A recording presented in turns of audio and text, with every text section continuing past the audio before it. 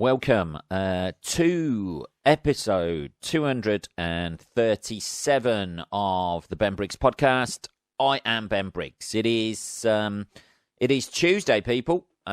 Tuesday, the 10th of August, 2021. I hope you're doing well, looking after yourselves, just getting organised here. I know. Shouldn't you have done this before, Ben? I know. This is a regular occurrence. Let's have a bit of tea. Try and fucking kickstart ourselves on this Tuesday morning. There we go. Anyway, yeah, I hope you're doing well, people out there. Hope you had a good weekend. Good start to your fucking week. Still working, eh? Everything seems to be returning back to normal a little bit. No queues at the supermarket. Supermarkets are fully stocked at present. Yeah, I have been spent the last couple of days locked indoors writing. So I know, trying to get that new material out, people. That's it, isn't it? Trying to form some semblance of a premise that I can develop and stretch out for the longest amount of time possible. It feels like that sometimes. Trying to make a point, people. Trying to make a point. That's what I should say, isn't it? Rather than just stretching out a lame premise for the purposes of getting paid. What a cynical way to look at stand-up comedy there. Anyway, let's have a look at the old what's been going on. Apart from that, I haven't really been up to a lot, really, people. I've been up and down the motorway to Birmingham, basically running bits up and down and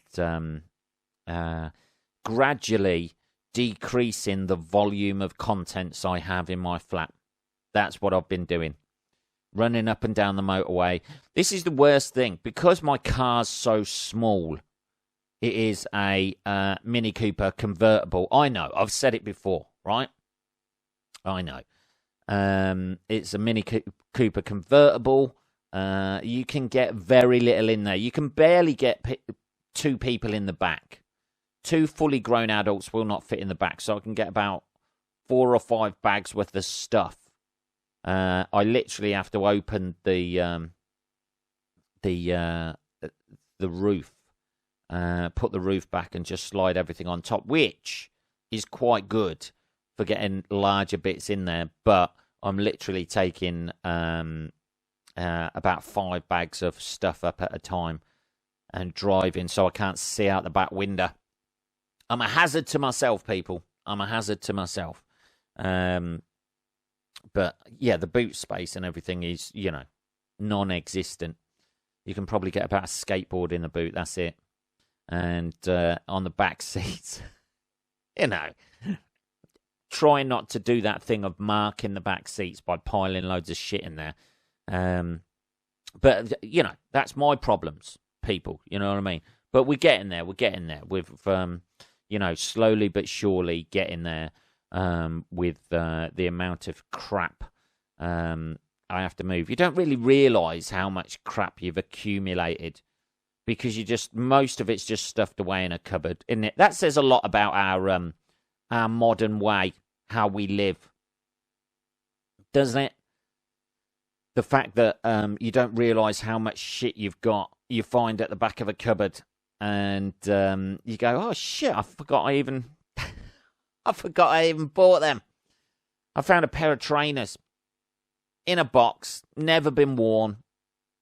That says a lot about our modern culture, doesn't it? How we collect things we don't really need. Just shit. That's what happens, isn't it? All of this stuff just turns into, when you eventually die, just turns into shit somebody else has got to move. And it just turns into essentially a day of crap and sorting out for whoever comes to clear out your house when you've eventually gone. You really, the more stuff you accumulate over your life is just an added annoyance into somebody else's life after you've gone. And I like that. I like that idea. The idea that after I've gone, I'm just going to piss somebody off. Why the fuck did he even buy these for? It's still got the tags on them. These must be about like 10 years old. And he's still got the tag. What did he think? They were going to be worth thousands? When he died? Is that it? I love that. The idea of that conversation. Or just when you're actually, if you know you're going to die, just buying random weird shit just to stuff in the back of a cupboard. Just so somebody can be surprised and have a conversation about it. Really? You know, he really needed all these belts. Have a bit of a fetish for belts or something. I don't know. Anyway, let's have some tea. Talking of dying, here's a story that is all the way from America, the United States, man. Oh yeah, it's fucking American, man. That's my American accent for anybody out there who isn't realizing it. This was, it's kind of a hilarious but also tragic story. 2 killed by North Carolina train in the same spot where their brother died. Jesus, they're like fucking lemmings in that family. As the train was approaching, they appeared to look at it before they were struck, the police say. 2 men were killed by a train in North Carolina. Were mourning their brother who died in the same spot. Pablo Tikiram, 29. Oh, God, I am going to butcher these names. Chilambalam. Tikiram, 20, went to the railway crossing in Charlotte at around 5:10 a.m. on Tuesday to remember their brother, who had been killed there when his pickup truck was hit by a light rail train a week earlier. Jesus. So essentially, they've gone to mourn him. A lot of people do that, return to the place. I suppose they want some sort of closure. They got it. They got the sort of closure they possibly didn't want. Let's have some tea. Hang on. So they've returned to the... they've gone, you know, to stand around and have a look. And they've been whacked by a train as, you know. I couldn't... I don't know. I'm lost for words. Obviously, it's a horrendous tragedy for the family, the initial one. And then you go out there to pay your respects and hit by, you know, you'd have thought maybe they'd have stayed off the tracks that their brother was killed on. You know where the train's going. That's the thing, innit? They don't magically just swerve towards you, do they? You look at the tracks and you think, well, as long as I stay off them, this should be okay. Fuck me. Jesus. It's, I don't know what to say to that, really. Killed by, I've just lost the story as well. Maybe that's, this is some sort of karma happening here, whilst taking the piss out of these people. Oh, God.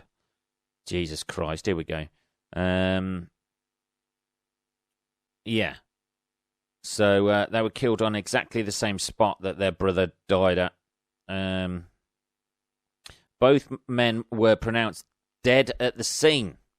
That's got to be the worst way to go. It's got not the worst way to go, but you know, being hit by a train.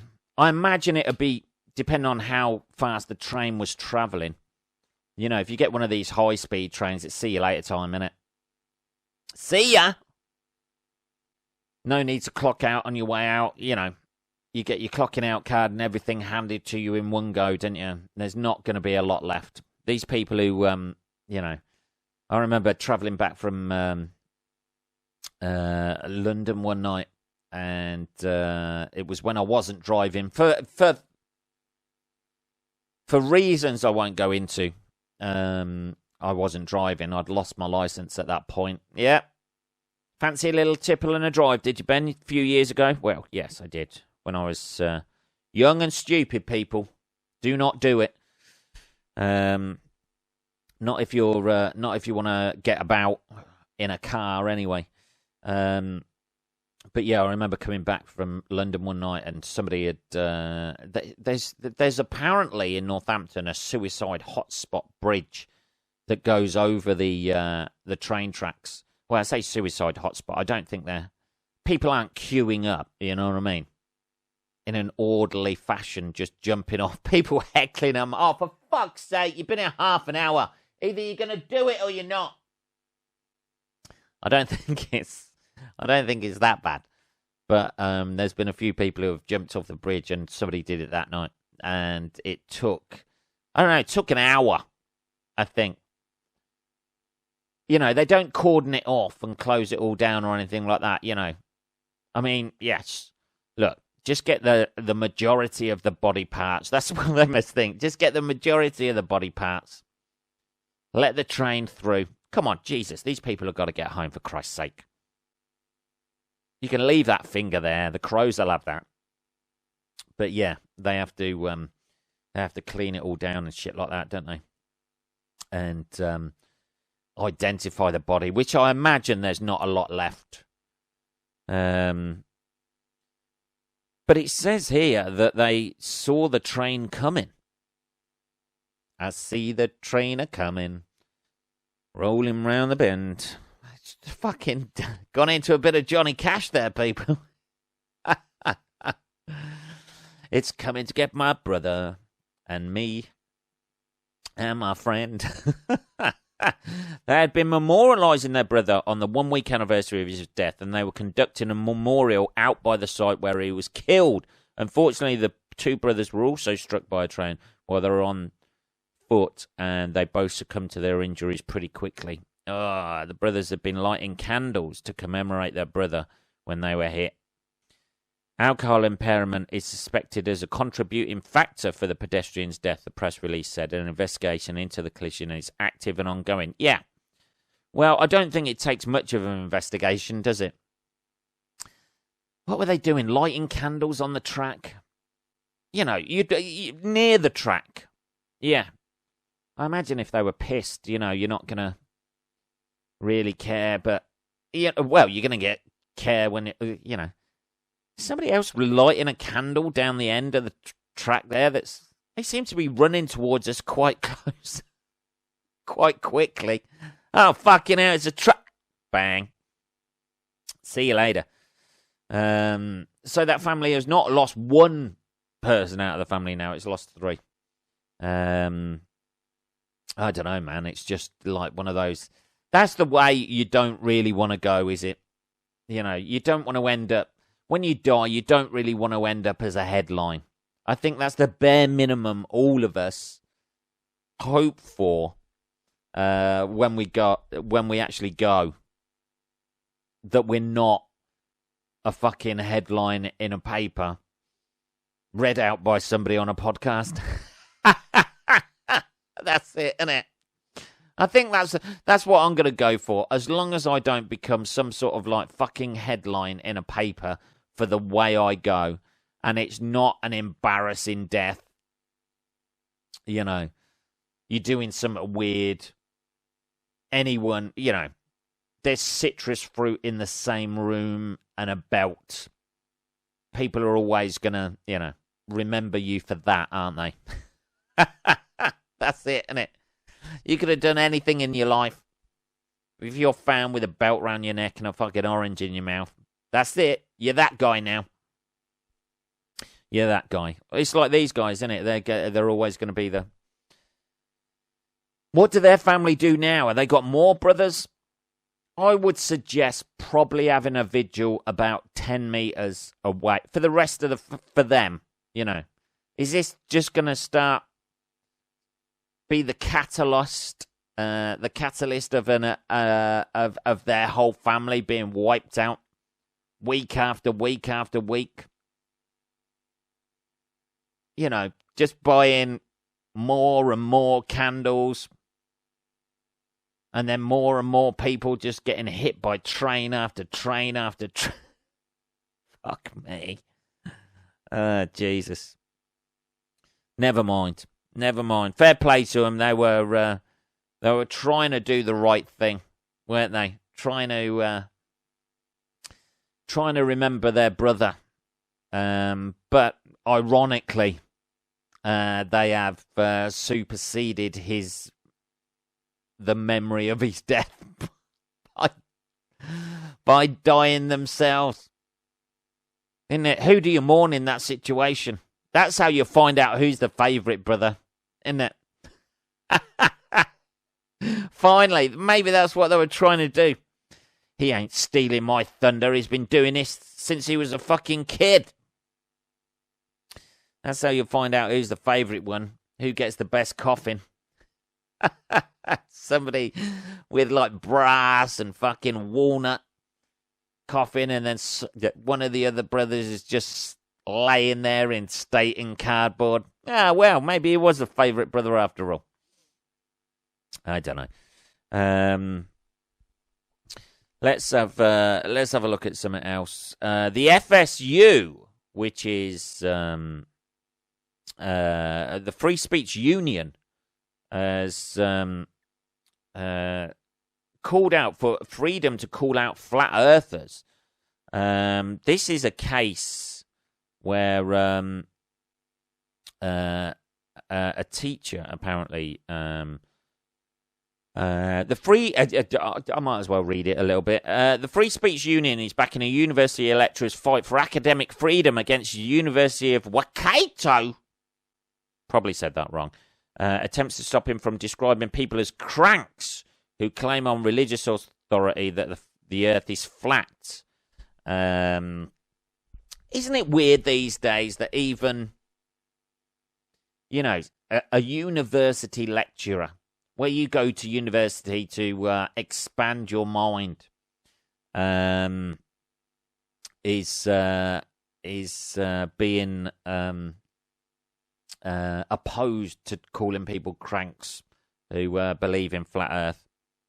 The earth is flat, who claim religious authority that the earth is flat and that people lived alongside dinosaurs. Isn't religious a strange thing? Isn't it? You know, how they crowbar shit into, you know, it was written 2,000 years ago. When you think about it, innit, you think of the most stupid person that you know, right?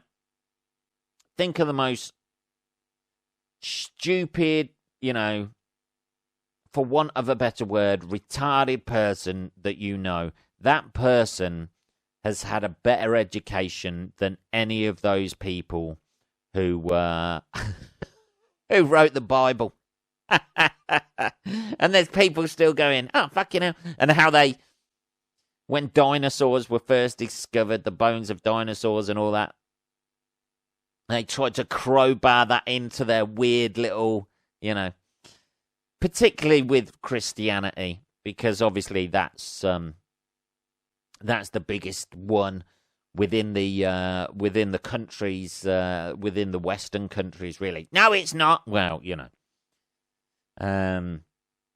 But it's, particularly with that, when you see the timelines of how long people live for, like 900 years or whatever, and you go, I'm pretty sure this is all bullshit. And then you get people on fucking Instagram and shit doing the timeline like that and saying, oh my God, like Noah lived for this long, so he must have known Moses. And yeah, that's how it works, wasn't it? There was about 8 people around in those days. Everybody knew each other, and Noah lived for about 600, 900 years, whatever the timeline does. I haven't done the research myself, but I've seen those things on the internet where they overlap with the timelines of people and how long they live for. And you're like, how did they? So without modern medicine and everything, healthy living and modern diets and knowledge about nutrition. But yeah, they can live for 900 years. All right, me old booty. All right. So this guy, Dr. Raymond Richards, who teaches history at the University of Waikato, I don't know why I did it in that accent, faces potential disciplinary action for his lectures about methods of critical thinking in history. A spokesperson for the union, Stephen Frank, says when anti-vaxxers are reminding us that the difference between science and superstition may mean life or death for innocent people, freedom for people to call things as they see them is as important as it ever was. When discerning fake news can be vital, we should be supporting the teaching of critical analysis in universities, not shutting it down. I'm interested in the whole flat Earth thing, not because I think it's real. I'm just interested in the mindset of it. How you get from obviously being hopefully educated within modern society of space and planets and all of that, where you suddenly, is it a drip feed effect?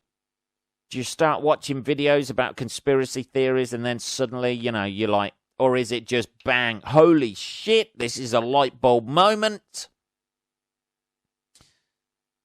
This is a light bulb moment. The sun is a light bulb. I don't know what is to be gained by telling us, if the earth is flat and it's all a massive conspiracy, I don't know what is to be gained by it, because most of us just want to be sort of happy, don't we? You want to find someone you love, you want to set up a family unit, buy some shit, as I was on about earlier, you don't really need. If we tell them it's a flat earth, nobody will buy any shit anymore. People will want to see what's the other side of that, wouldn't they? That would be the other, if we are living under a dome, as people believe, you'd want to see what's the other side of the dome, wouldn't you? Is it not enough that, is it not enough that, space is, an infinite amount out there? But, I don't know, man. It's just, I just can't wrap my head around how somebody can get from, like, what you're actually taught to believing, the flat earth theories. But it seems to be like everybody who believes in flat earth believes in every single other conspiracy as well. It's like this isn't enough. There has to be a conspiracy. There has to be, because life on Earth, yeah, maybe this is just it, you know what I mean? Maybe you just got to suck it up and say, yep, great things aren't going to happen to all of us. It's just going to be, it's just going to be, maybe this is just it. Maybe there's no big conspiracy. All we do is go to work, come home, you pay your bills, you have a couple of kids, they have kids, just when you're getting to know them, and you're there to teach them about death. That's basically it. Isn't it? And the cycle continues. Isn't it? Once you've had your kids, they're all grown up and they're having their kids. Your job is then to teach your grandchildren about loss. The ultimate lesson. Oh, dear. But the idea that somebody can't call these people religious cranks, it's like everybody needs to be listened to these days. Oh, well, you can't call them religious cranks because they actually believe that. But what if it's wrong? Oh, it doesn't matter if it's wrong. We just don't want to hurt people's feelings. That's what we don't want to do. That's the main thing. Jesus. So the Free Speech Union has been backing this guy. It's just, it's an amazing thought process. Because if you're guaranteed if they're a flat earther, they're going to be into assuming that the Illuminati run the world. They're going to be anti-vaxxers. They're going to be, anti-maskers. It's everything. You never get a half and half, do you? You never hear of that. Somebody who goes, actually, I believe in flat Earth, but I don't think the Illuminati exist. I believe in this vaccine. I don't think they're trying to control us. Maybe it's me. Maybe I've taken the blue pill, and I just I admit that there is corruption in the fucking world. I think like governments try and fucking screw us over and control us all the time. But just the sheer amount of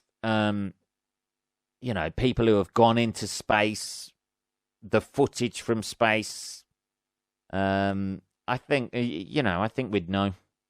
I think we'd know now. Maybe that's just me. Maybe that's just me, people. I don't know. Maybe I haven't got enough of an imagination. Maybe I don't really give a shit. How's my life going to change?